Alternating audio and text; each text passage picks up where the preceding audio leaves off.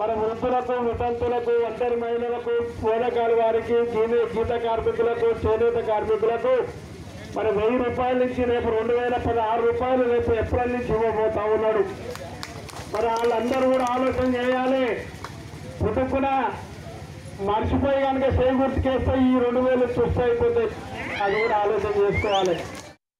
ప్రభుత్వం ప్రవేశపెట్టే సంక్షేమ పథకాలు ప్రతిపక్ష పార్టీ వాళ్లకు ఓటేస్తే ఆగిపోతాయా? పంచాయతీ ఎన్నికల్లో కాంగ్రెస్ పార్టీ బలపరిచిన అభ్యర్థులకు ఓటేస్తే పింఛన్ రాదా అంటే అవునని అంటున్నారు నల్గొండ టీఆర్ఎస్ ఎమ్మెల్యే కంచర్ల భూపాల్ రెడ్డి. 3వ విడత పంచాయతీ ఎన్నికల్లో భాగంగా నల్గొండ నియోజకవర్గంలోని కనగల్ మండలం పోనుగోడులో ప్రచారం నిర్వహించారు. ఎన్నికల ప్రచారానికి వెళ్లిన కంచర్ల భూపాల్ రెడ్డి కాంగ్రెస్ అభ్యర్థికి ఓటేస్తే పింఛన్ కట్ అవుతుందని ప్రజలను హెచ్చరిస్తున్నారు. ఈ అంశానికి సంబంధించి పూర్తి వివరాలు మరి పుట్టర్ హరిప్రసాద్ అడిగి తెలుసుకుందాం. హరిప్రసాద్ చెప్పండి, పంచాయతీ ఎన్నికల ప్రచారంలో టీఆర్ఎస్ ఎమ్మెల్యే కంచర్ల భూపాల్ రెడ్డి వ్యాఖ్యల్ని ఏ విధంగా చూడొచ్చు?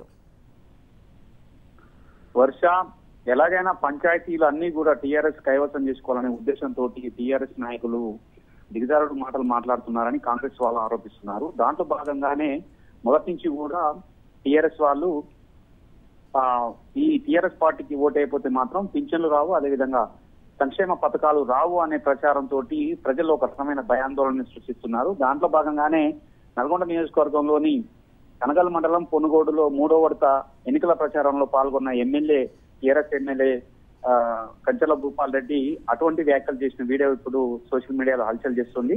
ఎలాగైనా సరే టీఆర్ఎస్ పార్టీకి సంబంధించిన స్థానాలను నల్గొండ నియోజకవర్గం నుంచి పెంచాలనే యోచనతో ఆయన టీఆర్ఎస్ కాకుండా వేరే పార్టీకి ఏ పార్టీకి ఓటేసినా కూడా మీకు పింఛన్లు రావు, అదేవిధంగా పింఛన్ కట్ అవుతుందని వ్యాఖ్యలు చేస్తూ ప్రజల్లో ఒక రకమైన భయాందోళన సృష్టిస్తున్నారు. అయితే ఇవి ఎట్టి పరిస్థితుల్లో నమ్మొద్దని కూడా ప్రజలు భావిస్తున్నప్పటికీ కూడా ఎలాగైనా సరే బెదిరించి అయినా సరే మీకు టీఆర్ఎస్ కు ఓటేస్తే మీకు ప్రజా సంక్షేమ కార్యక్రమాలు ఏవి కూడా అమలు కావు, అభివృద్ధి కాదు. అదేవిధంగా ఏవైతే ఏప్రిల్ నుంచి వస్తున్నాయో 2000 రూపాయలు, అదేవిధంగా వికలాంగులకు 3000 రూపాయల పింఛన్ వస్తుందో అది కట్ అయిద్ది అని చెబుతూ కొద్ది మోసపూరిత మాటలతోటి వాళ్ళందరినీ కూడా భయపెడుతున్న పరిస్థితి నెలకొని ఉంది. ఎలాగైనా సరే ఒక ప్రభుత్వం ఏర్పడిన తర్వాత ప్రభుత్వం తాలూకు సంక్షేమ పథకాలు పేద ప్రజలకు ప్రతి ఒక్క పార్టీలకు అతీతంగా అన్ని రకాల వర్గాలకు అందుతాయి. కానీ వీళ్ళు గెలిచిన తర్వాత మాత్రం ఎలాగైనా సరే తమ అధికారాన్ని ఇంకా పెంపొందించుకోవడానికి మాత్రం ఇటువంటి వ్యాఖ్యలు చేస్తూ ప్రజల్లో భయభ్రాంతులకు గురి చేస్తున్నారని కూడా ఇటు ప్రతిపక్ష పట్ల అదేవిధంగా ప్రజలు కూడా భావిస్తున్నారు.